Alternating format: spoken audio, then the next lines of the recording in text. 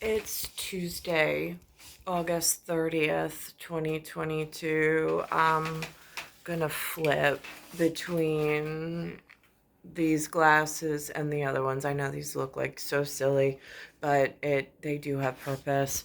For me anyhow, in messaging. I'm not gonna go crazy with the two hat system, but I do wear multiple hats in this scenario. Um, I'm watching the BS this morning had on something interesting. Um, it was twinning related and or relatable. Um, and then I'm watching the NASA piece about the rocket, and I'm looking to my relatables on the ancestry field of who are the important men that are supposed to be in my life or in my country and in my nationality of where this English speaking section of something that currently is under threat of attack by multiple methods. I'm sitting in a place within this unity stated system called New York. I have ancestral expressed genetics that look very Roosevelt. I don't know if there were other presidents. I saw one photo, it's a USV on the collar. Again, these are important things for setting a tone and setting a bar of whatever. For the closest thing to a monarch that we've had in this area in ancestry history, with some revolving door, some war we already won, and some new developments that have happened over my life frame. Um, there's this Governor Abbott in Texas, which that is the person for which is making motions and waves into New York and Washington, D.C. at the moment in this notable time frame. I don't know what's behind his actions, in who's pulling his puppet strings, or what to make of this. What I am noticing from a New York seat in this supposed stated union, knowing in Les États-Unis, you spell that backwards, it's really enlightening, so you don't get angry at me in realm work. There's this word I've heard just recently about seditious behaviors. There's another thing called treason. It's not my cup of tea. That's my reason. And then there's this mutiny thing.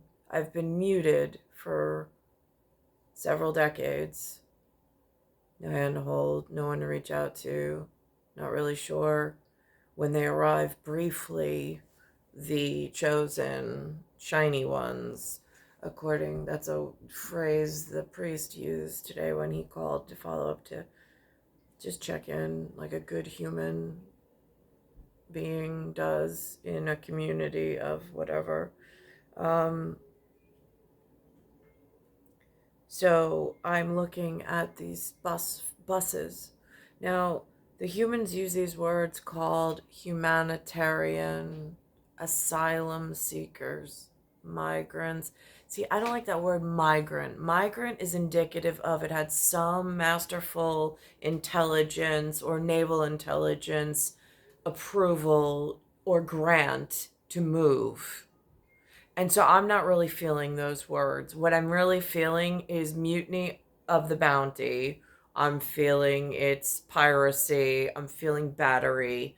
I'm feeling like it is some seditious act being played out amongst the American public, and they being the unsuspecting victims here of a much greater cause that is just outside of our repertoire or our line of sight.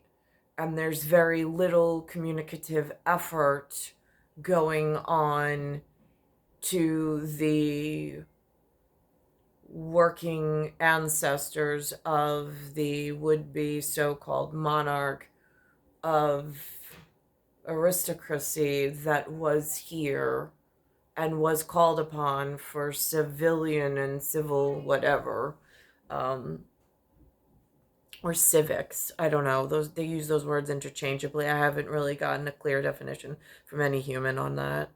I've got this like one set of protocols that Lou tries to set, and I'm like, everything's gone wrong. Well, you've been trying to verbalize these things. I'm starting to think I'm taking it with a grain of salt because there's a lot of stuff that's really insidious that seems to be underway, and it's like an avalanche. Or at least that's where my position is at the moment, it feels. More of maybe a mudslide is a better reference because snow would be indicative of whatever. That zombie ice at the top seems to have melted, and now I've got a mudslide on my hands. Um, I don't know how to be more clear. Then there was this piece on soccer or football in whatever. I mean, the message came from Argentina, which I thought was really nice. They used an orange jersey. Again, Pepe was Italian Argentinian. That's the last but I've never heard or seen from ever. Just know that it's very relevant and important in appreciative land goers. Um, and so I'm going to play that piece. It's about a goalkeeper that lets the other team score, and it's the reaction of the humans. Then it, for me, goes to NASA and these really important people there. And they're in this like hyperdome of activity, it looks like, where they just keep pushing this one goal. And I don't know if they fight with the Big Ten. I've heard that's what they reference, like the roast beef ball, like the brown ball that they throw. That's how I reference football and distinguish the difference between the one that actually is played by the foot and then the fake football that they play with their hands, that twinning is part of in the Brady Bunch of whatever. For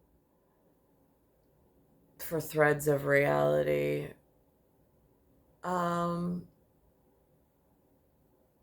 So all of this comes to light between yesterday and today, on the television.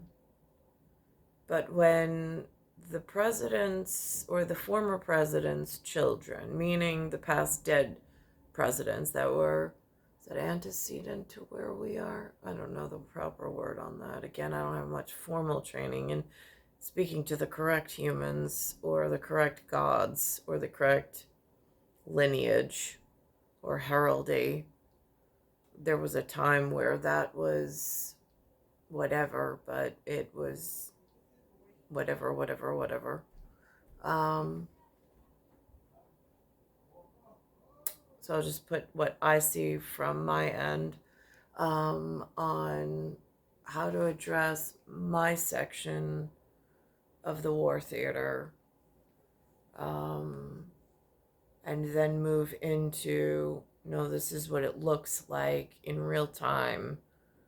I'm not being asked permission if they can enter New York. They've somehow deemed New York some sanctuary city. Is this some outside military force because my genealogy is having some real problems finding brethren and finding a voice and a proper method or tone in order to voice my concerns. There's been some other seditious activity with um, the bloodline of animals, is what they used to call it, but that's really anything that's not ionically in the NEG category. Again, don't want to upset or rile up the wrong sort, especially at Hellhound and the angels, the Hell's Angels. But there is a reason for this. There's a Christ the King feature. There's this Nicene Creed. There was the building of the church. There are the children that are in the stained glass windows, in the monuments. They still exist. They still have a purpose in the world. But in my instance, I've been harmed at several lengths because of malformed ways of speaking of certain circumstance. Tiafrio's got this Knights of Columbus thing that him and his father are part of. Lewis is not, that I know of. Lewis has a much higher seat in the world because Lewis is not of Lewis is NEG. He's not a POS. So I see how the POS are organized, and they are important features. It's just that ionically, in an ecosystem of humanity, have a different portion in relation to, but a very important, we're at capacity. If you watch the wastewater, these new buses that have been coming now for almost a month, and now they're increasing the amount of buses. My city of New York, I'll just take possession for the moment for this conversation of where I'm being held, is being overrun by busfuls of people from Ecuador and Venezuela, is what they're saying. It looks like mutiny. It looks like seditious behavior, and it looks like a direct threat to national security of the children of what are or have a different part in the humanitarian effort. A story told a different way, because at the moment I only hear the problem getting louder, more obnoxious, and more forceful in their efforts to be heard, to be seen, to be recognized, to have anchors of reality in places where they don't belong, in almost canceling out the voices of what needs to be heard in order for real cure and real fix. So, see the BS this morning. Now I'm is E127 on this date. I'm gonna start with that Argentinian scorekeeper, goalkeeper moment, because I know that there are really important men in the world, and I know that they have done some things. I know there's some cover up I know that there's other important people that know, and I don't know why their hands are so tied at making sure that these bus loads of unwanted vagrants, it looks like vagrancy, honestly. It looks like some VA push, but it's not my VA. Or it might be what's calling itself my VA, but it's not all right. It's a seditious act. It really is. The more that I read the definition of what the humans have put together on a Google for sedition, it looks like mutiny. And they're getting more forceful and aggressive as the decades go on. I know by his father. He's 12 years old. His name is Tiziano. He apparently idolizes his goalkeeper. And he told one news outlet he was encouraging Usain not to cry because, quote, we're going to win the next game. And he says that late goal doesn't matter because you always save everybody. But the little kid, his father said, the little boy told him he was going to the bathroom. And the next thing he looks up and his son is down on the field. And so all the security, when they saw what was happening, they said, we don't want to intervene in this moment. And you see them walk off. I so appreciate the kindness in that moment in sports. Let them know. It's good sports. It's okay. It's a psychological game. You do have to play another one the next day. Yes. And kids are the purest of They the really purest. are, just Oh, because man. he idolizes him. I love that vision. Well, speaking of sports, I'm going to hold off on that football conversation, or the roast beef ball, as I call it. And I'm going down to a different calendar event that happened one day prior at E171, which is Monday, August 29th, which they were trying to launch the rocket Artemis. I'm not part of this. I mean, I might somehow be tethered into this in a reality, but I have not been drafted into the conversation or had an interactive conversation, because it's like I feel like I'm like the little sister being left out of things. If like Brady's like big brother born on the same day, I don't know why I'm being left out, but I've got bus full of things. There's treason, there's seditious acts, there's all sorts of things going on in New York City, and it is death penalty if I don't report them. So here I am. So I mean, like, real serious adulting stuff, not adultery, but adult conversations, and I don't know where to address or to whom to address from where I'm being held. I mean, I saw today Governor Murphy is wearing a white button-down shirt with his first like two buttons undone, no tie. And on my first thoughts, oh my God, what happened? And who is he trying? Is he trying to defend me in that wardrobe malfunction? Because I'm in this garb, not because I want to, but because there's no numerations available to me. Like Lewis, I'm sick, and Lewis bought me covering. He bought me covering for the moment of my person, so I'm not fully exposed. That's it. This is not what I would choose to wear on a daily basis. This is not how I would choose to live on a daily basis.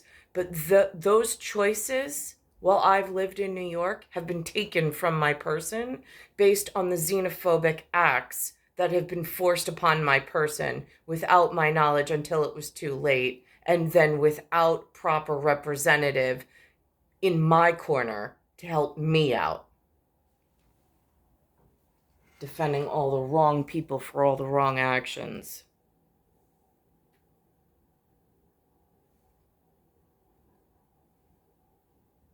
May save lives. Because breast cancer.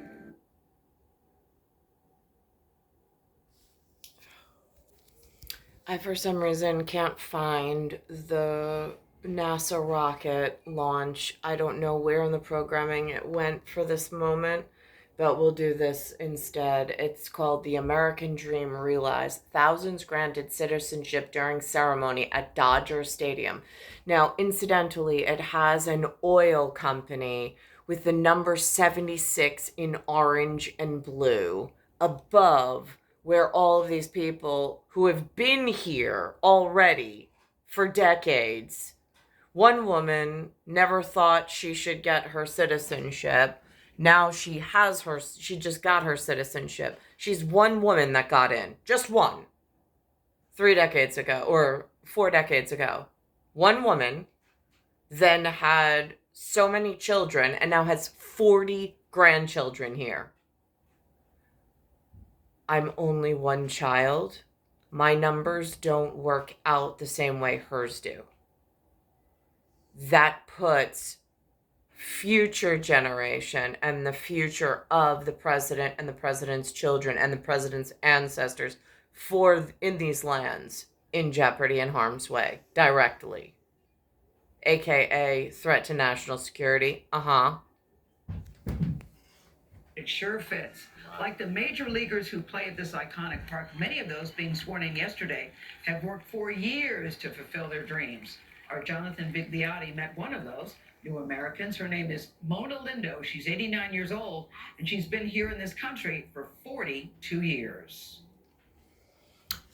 Do you know, to like say a real country somewhere outside this territory that has like a military that can actually define what its people look like, what language they speak, what their boundaries are, and to whom they pledge allegiance to? In that kind of scenario, the thought of having a stowaway in your nation is unheard of.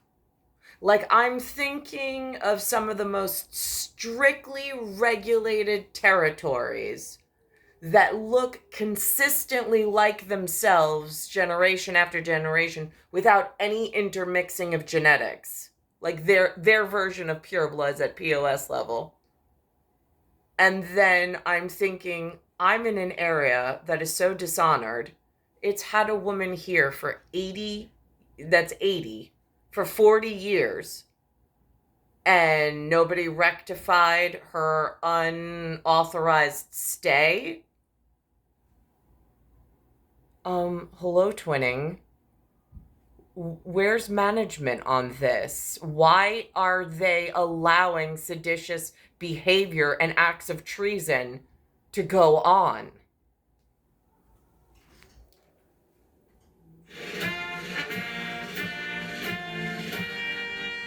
You don't have to be a fan of baseball to be moved by the Emerald Field of America's national pastime.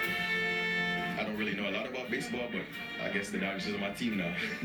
For 2,100 people, the hallowed ground of Dodger Stadium was turned into a fitting stage, welcoming them as new citizens. I had to wait to get all the right visa and forms to come through. Now, that's a charming vantage and viewpoint if that's really how they acted in real life. However, I live where this allowance and acceptance at I don't know what level is going on. And then I see the nightly news of what NYPD is tasked with at keeping themselves safe, the streets safe, and some kind of keepers of the peace, with all of this deluge of 120 different vagrants that have descended upon this area. And I don't know what happened with law and order and like any form of unity. I see it nowhere.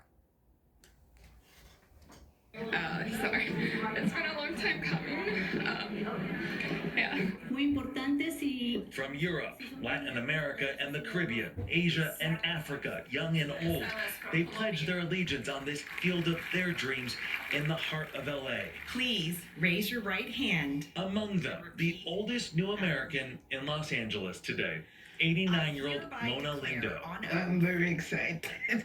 Sunday, too. Yeah, who we met last week ahead of her big day. I'm very, very proud of my humble beginning, but I really love America. Originally from Jamaica, she brought her young family to LA in the 80s. She says she never felt the need to become a U.S. citizen at first, but having 8 children and 41 grand and great-grandkids. 1 illegal, 8 children, 40 grandchildren. My grandfather,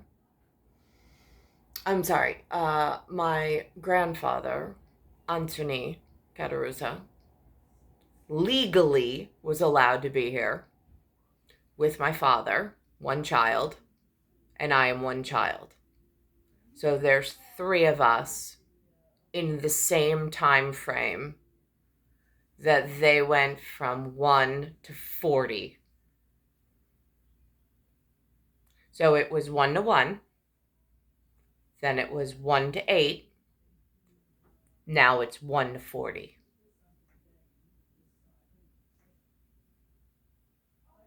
Who's feeding them? How are they integrated into economy? Who's footing the bill? Because my needs are not met or taken care of, but yet somehow they've been integrated into the system. That gets really confusing to me as to like where to ask or where to pose questions in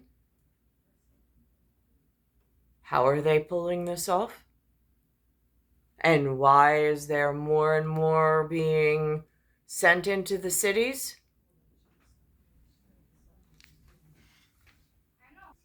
Now, this is my news at noon today. And I'm Charlene Ellicott. And I'm David Navarro. New at noon, another group of buses carrying asylum seekers arrived in New York City from Texas. The migrants, of course, being bused here at the... No. They say migrants. They say asylum seekers. I say treason, seditious, and vagrants. Direction of Texas Governor Greg Abbott. At least 7,600 migrants have already gone through the city's shelter system since earlier this summer. Now they're arriving at a faster pace. Eyewitness News reporter Janice Yu has more. Buses continue to arrive, but at a quicker pace than from earlier this summer. Just this morning, we're told 83 people, among them 15 children, arrived here at the Port Authority, and officials say they don't anticipate this slowing down until the November election. Busloads of asylum seekers continue to arrive in New York City with no signs of slowing down. We have close to 7,600 asylum seekers that have gone through our shelter. Currently, we have about 5,700 that are currently in our shelter. The goal, open a large shelter that can house the asylum seekers, but for now, smaller ones are open throughout the city. The latest one opened Monday on the Upper West Side. It is so important that our city is there and responsive to the needs of migrants that are coming through our borders. Okay, that's not my voice. That's not my feeling. I don't know who gave... I get that he's out there propagating this, but it's the wrong message, and I don't see anyone shutting them down. In addition to shelters, the city has opened a resource center for migrants, a one-stop shop for them to get any help they need upon their arrival in the city. We're very proud to be opening a navigation center where asylum seekers...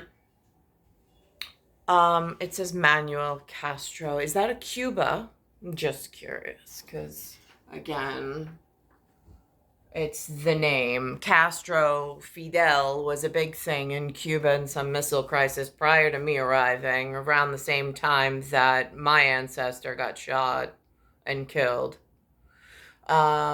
Same time somebody else said they had a dream in front of the savior called Lincoln, before this generational Lincoln's dilemma. Seekers will be able to connect to legal services, will be able to connect with our education system, and to a whole variety of services that they're entitled to as New Yorkers. City officials have vowed to provide all resources possible to the asylum seekers, while continuing to call out Texas Governor Greg Abbott's decision to bus the migrants to New York City. So many people have been blind to this until suddenly buses of migrants started showing up in their city, which is a sanctuary city, by the way. Who pronounced us a sanctuary city? I did not agree to that. I don't know why they're lying to each other at management at some level. We still have an open invitation to the mayor of New York to come down to Texas and see exactly what's going on. With the start of the school year just around the corner, city officials unveiled a new plan to make sure the migrant children are able to start school on time, and that they, as well as their families... Okay, so now they're being like really sappy and really nice, really Christian. Great, yeah, okay. But in Houston, we have a problem, a very large problem, and it only continues to grow. Now, that's the news. I don't normally watch GMA3. Today, for whatever reason, it didn't, I tried to erase like all the ones that I had taped at once. It stuck this one. I'm like, you know what?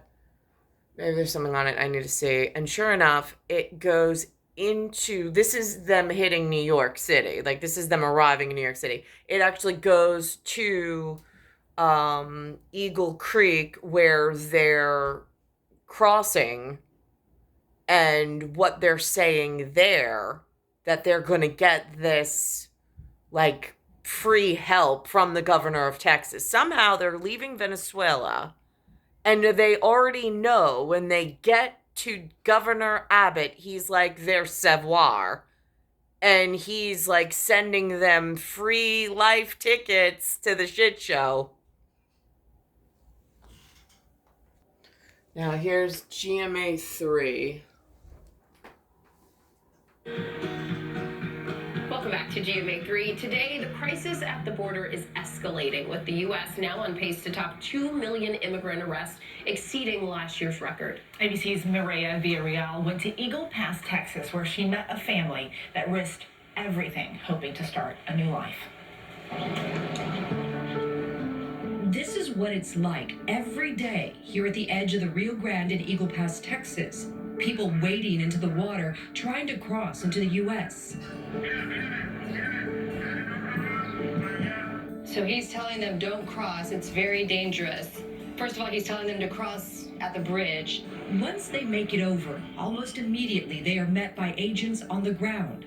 Over the last few months, there's been a decrease of Border Patrol apprehensions, but the U.S. is still on pace to hit a record 2 million encounters this year. So this is the second group that we've seen, and we've only been in town for like less than an hour. The migrants are asked to turn over their belongings temporarily while they are processed through Border Patrol. Most say they have no intention of staying here. They're planning to ride the free buses Texas Governor Greg Abbott is sending north to cities like Washington, D.C. and New York. This family is from Venezuela. The children are 9 and 12 years old. I can't even get nationally secure news in New York other than this garbage. How on earth are people in Venezuela hearing about Governor Abbott? I'm just curious. They basically said to cross it. They carried them on their backs and on their shoulders in order to get them over, but they were very scared. He said it's about a better future for their families, but also right now there's just nothing in Venezuela for them. They don't know anyone. I don't see how that's my inherited problem or why it should be. At the moment, there is enough seditious and treasonous acts going on for the last several decades, growing increasingly more concerning and not being handled properly. And now they're just coming busload after busload. Like, where are the sane people in the world? I'm just curious. I mean, like, where did they get off to? I mean, the dinosaurs existed at one point. They were my favorite. And then this, like, meteorite hit.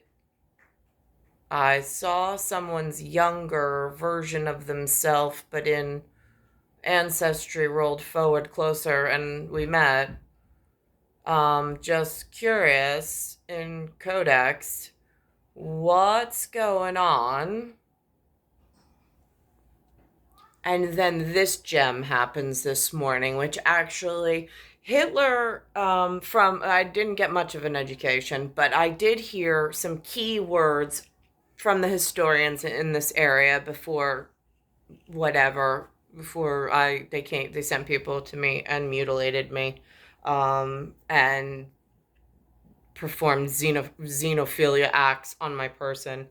It's really foul having to endure humanity this way, but here we are.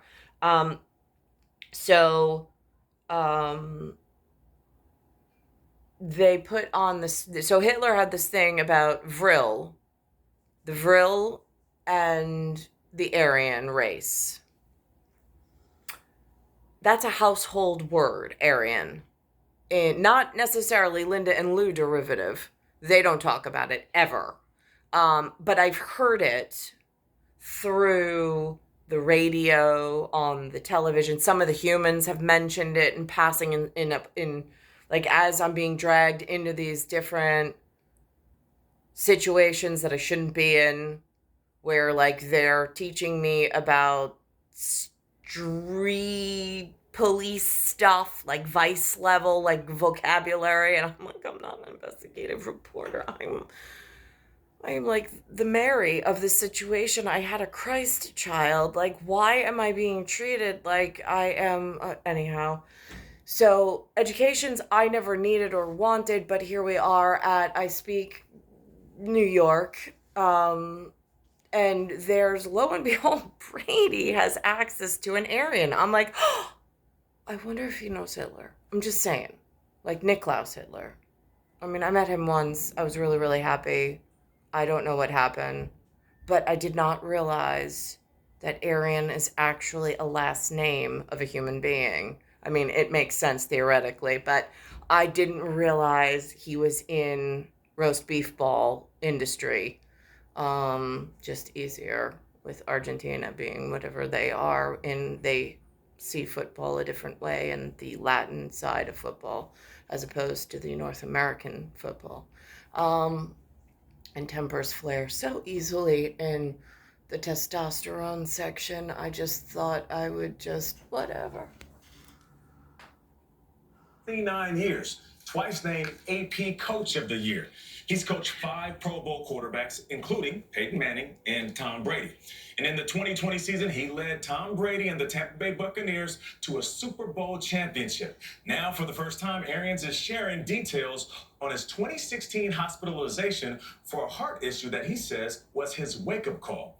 In March, Arians stepped away from coaching and joined the Buccaneers front office. He joins us for his first broadcast TV interview since that announcement. Now, I've seen, just for brethren, on the streets inside the laborious unions of New York, and like the people that drive mail trucks no longer look Aryan brethren like in this area, and several others I've seen while driving the streets, trying not to get in trouble, but just in an observance kind of way, concern for my own safety. And so I've witnessed that going on in my own level of humans that are not kept nearly as well as this level of human.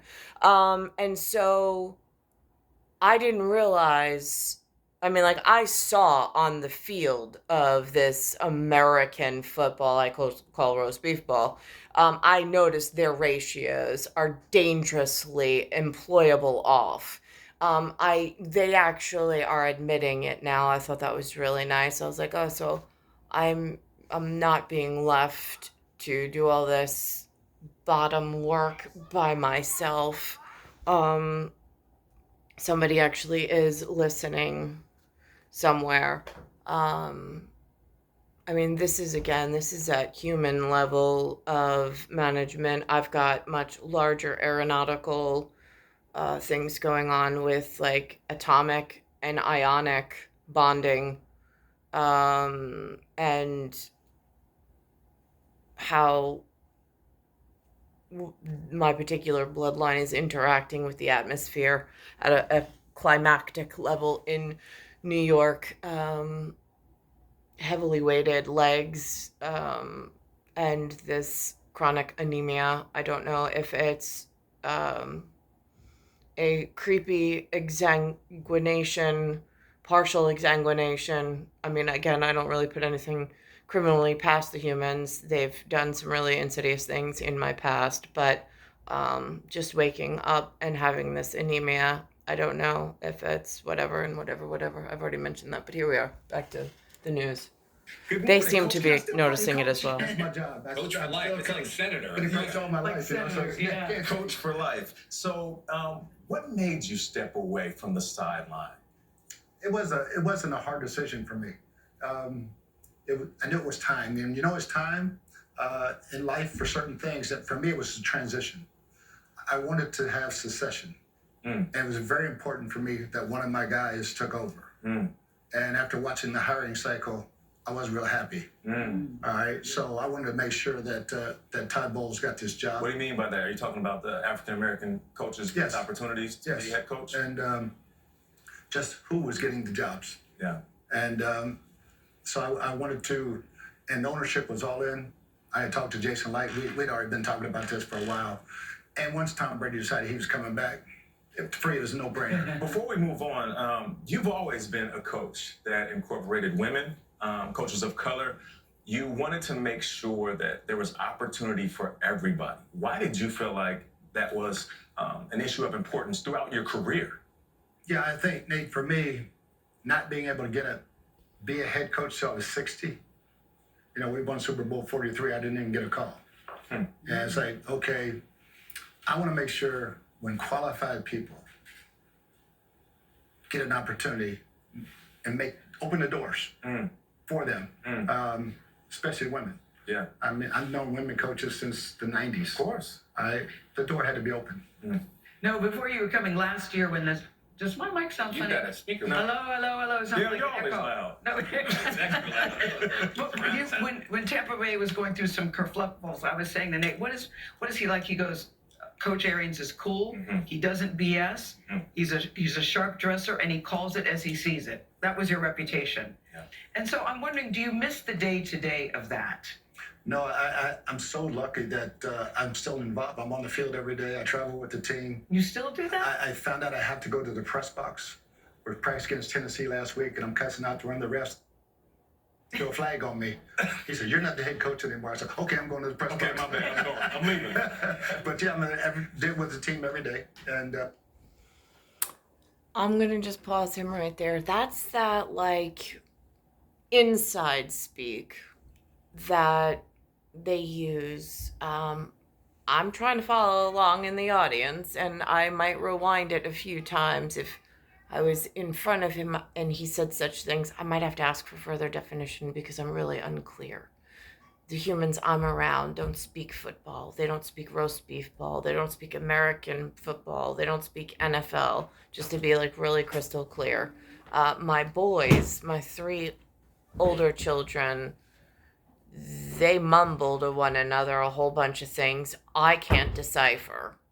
I mean, but again, my head's in the clouds, and they're boys. They're my boys. Or they're my men now.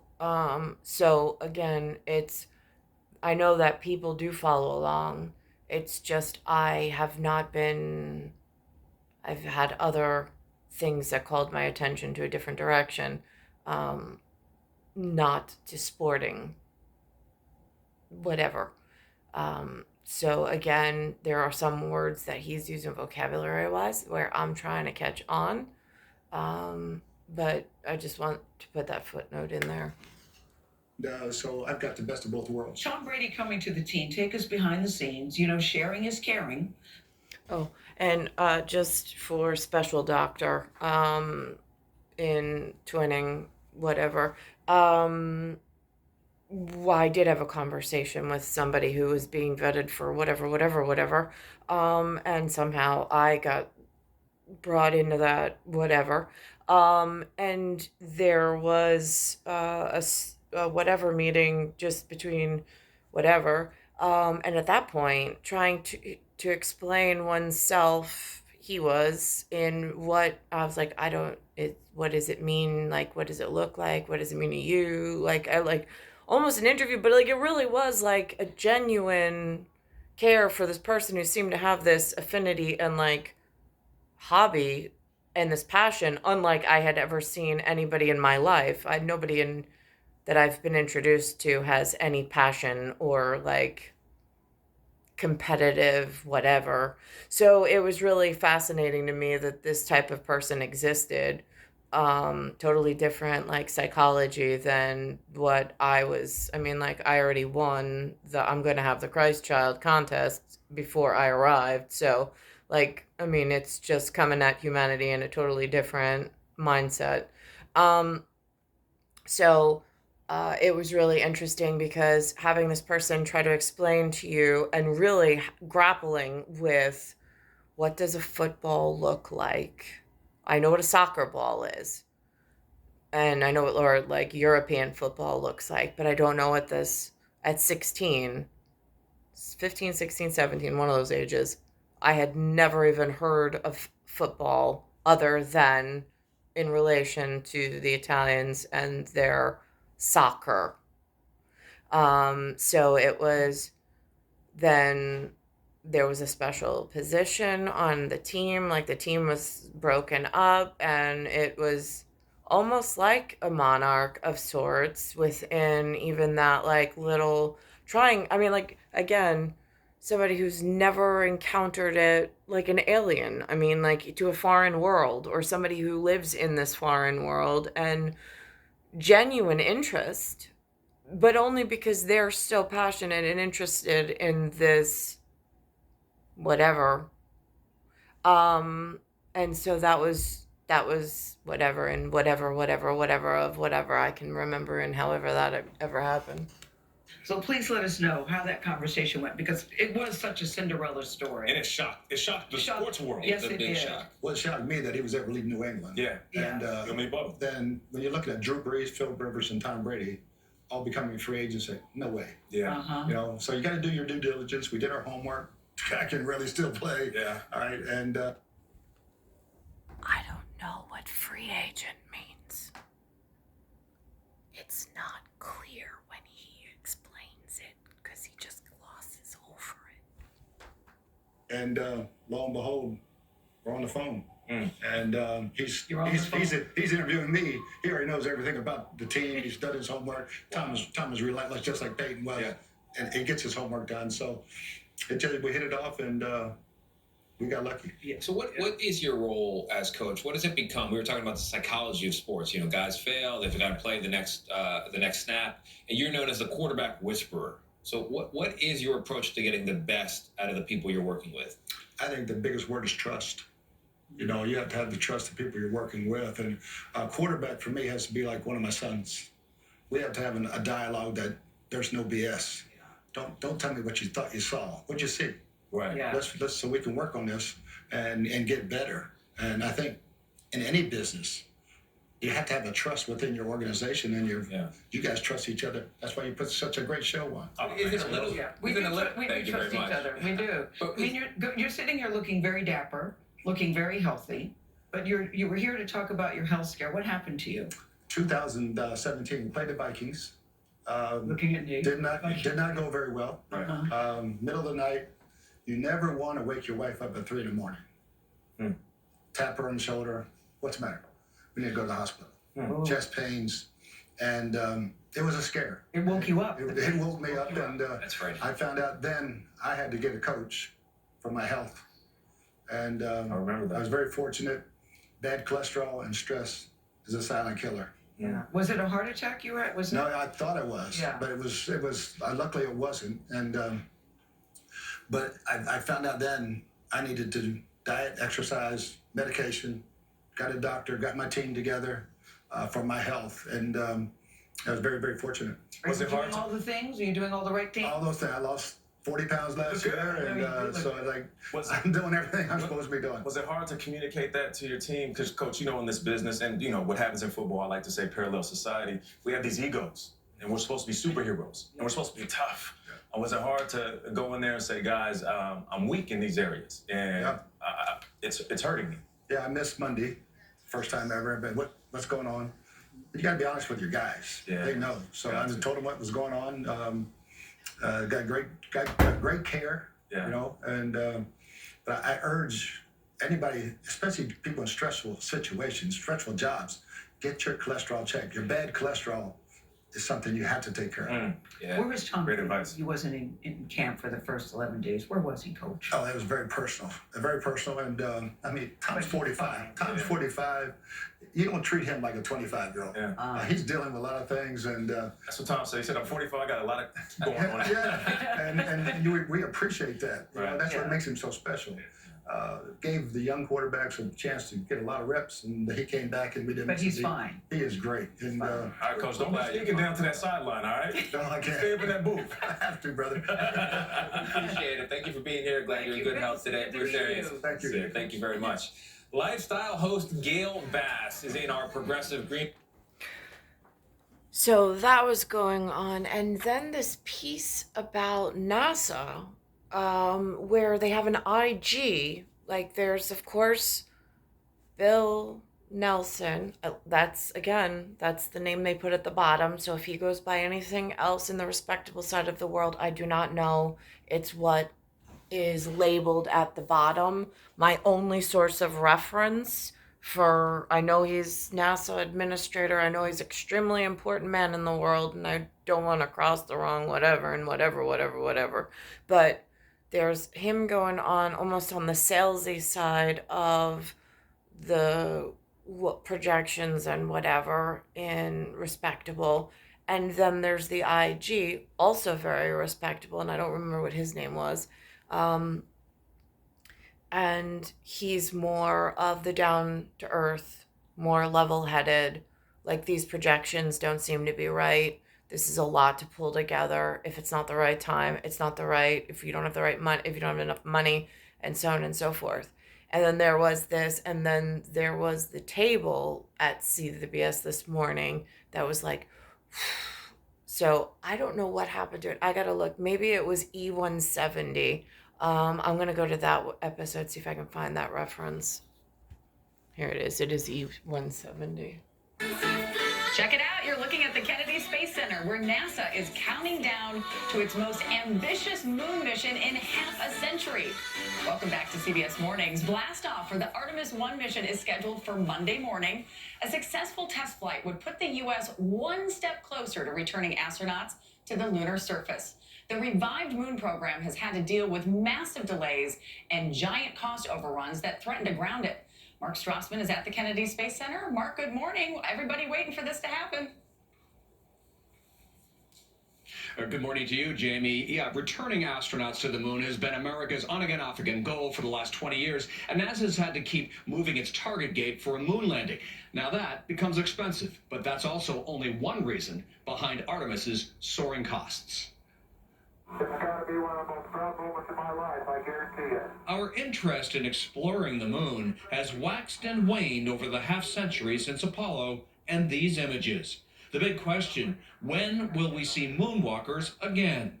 NASA Administrator Bill Nelson. On this schedule, we think we will land at the end of 25. 25. That's our plan.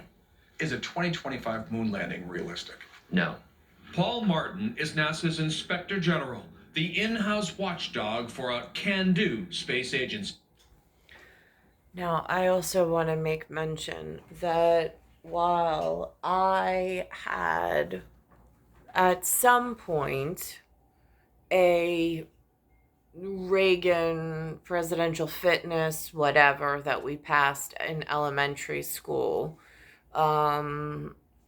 with a special instructor that came in, and then there was the people with the clipboards, and there were the timers with the special stopwatch. I mean, like, that was the cap of, and then there was the swim team in 7th grade, I think, where we got to go to we got bused to the special pool in the special arena for some reason, and we got timed doing that, and there were special people that came to teach me how to swim. That was important. I missed horseback riding camp. I broke out in really bad hives. I really would have liked the equine life, but here we are. So all of those things happened, but there was no talks of, like, Lewis and Linda never really talked. We were following the Challenger.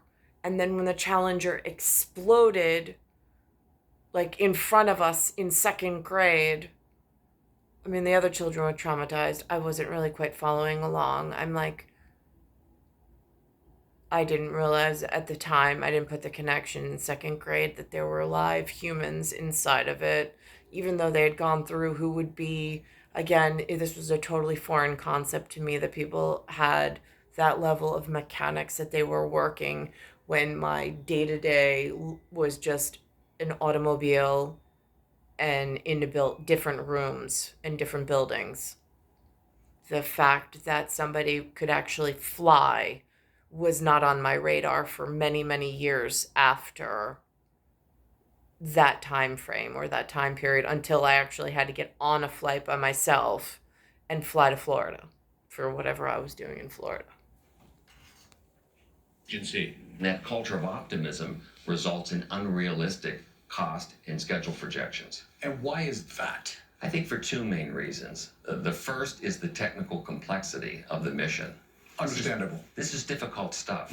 And the second, they do wonderful things, but they have less than stellar project management practices. The Artemis program is years behind schedule and billions over budget. Total spent so far, $40 billion. The first 4 launches will cost $4 billion apiece. The worry here... You know, like, on the one side, like, the business, like, integritous person and, like, the mother in me, mother of the cosmos, wants to say, like, wow, I am really impressed by the sports league. Like, Brady Bunch and your whole entourage of, like, really, like, motivated championship thought and, like, the whole merch thing you guys put on and how you integrate. Like, at some level, I appreciate the effort put in. But then there's that whole other backside of it in where it's disentangling or like disemboweling parts of the country. And then it's like I look to where my heart would have been in like science heaven. Like, if I can't get to athletics, at least let me die and go to science heaven, which looks like NASA. That didn't happen either. Instead, they painted me into some xenophilia, disgusting story. I don't even want to, like, recap. Here, that level of spending is not sustainable. At $4.1 billion per launch, you're going to be limited to 1 launch perhaps every other year. And that cadence of launches is not going to achieve NASA's mission of having a permanent presence on the lunar surface. The dollars just aren't endless. The dollars aren't going to be there. Last November, Martin's office published this reality check. Artemis's total cost, something NASA had never revealed. And what is the price tag? From fiscal 2012 through fiscal 2025, $93 billion. Yes, space flight is expensive. And when you are doing new things for the first time, it's expensive. Over time, that cost is going to come down dramatically. One cost-cutting move, reusing the Orion crew capsule on later flights. But the massive Space Launch System rocket is single-use. Mandated by Congress, built by NASA's Space Shuttle-era contractors, and at least $2 billion over budget. It's currently the only rocket powerful enough to lift Orion to lunar orbit. If there were an equally capable but cheaper commercial alternative, would you consider it? Of course, but there isn't. And there won't be for a while. This is the only rocket and spacecraft that are here, and we're ready to go. But Nelson agrees challenges remain for a 2025 moon landing, a lunar lander to take astronauts down to the surface, and spacesuits for moonwalking. Both still in development, both behind schedule. By spending much more, perhaps, than it should have cost, NASA can do less science and do less exploration. And it's going to take NASA longer to accomplish those missions. Have you projected what is a realistic date for American boots to be back on the moon? The earliest possible we see is some point in late 2026. But I think that's optimistic. Long-term, NASA wants to take what it learns on the moon and put astronauts on Mars. But here's what NASA's Inspector General told us. Either the space agency learns to spend its money more effectively and efficiently, or those Mars dreams will become pipe dreams. Back to you guys. Wow. Well, Mark, that's a heck of a piece, really crystallizing it there, hearing Mr. Nelson and Mr. Martin go toe-to-toe on those two interviews. Thank you very much. I feel bad for Mr. Martin. Yeah, I don't think... He's like the fun police. I don't think he's popular at lunch. You know, people aren't swinging by the office and like, hey, we're all going for drinks. Come with us. We're all excited about these launches. And then you hear the numbers I from know. 2012 to 2025, $93 billion. That's a reality check, isn't it? It is a reality check, but, you know, it is expensive to go to space. And why do we explore? Because we're human. Exactly. All right? It costs money to do something we've never done. Can't put a price on that. Can't put a price on that. You're All right. priceless. CBS News documentary on the NASA program is coming up. It's called Artemis, America's New Moon. So there was also this thing going on in the Vatican that they mentioned. There's this thing, Vatican, that they mentioned. They were holding this session again. I even mentioned to my Episcopalian priest my interactions, almost like in a confessional of sorts, my interaction with the secular of Catholic. They seem to have this structure of vocabulary and way of being that was not, it was very ritualistic, whatever else they got going on, but it was different than what I was exposed to at like Zion Episcopal or St. John's Episcopal. It had a different feel, and a different whatever of keeping whatever safe in the whaling town of, I mean, again, there's the Whaling Wall I've heard of. There's the Whaling Museum inside the town that I grew up in. And then I hear there's a place, I don't know if it's by the Isle of Man, if it's a different island set completely. I don't know if it's an archipelago of whales. I've heard that reference. I don't remember where I heard it, but I've heard it. It's a word they've mentioned, the humans. And it's star 1978, star 8378, Nicole, Cattaruzza, it's Earth, solar system, Milky Way, universe, galaxy is broken, and it's Bayside Station, Bayside, New York, 11361.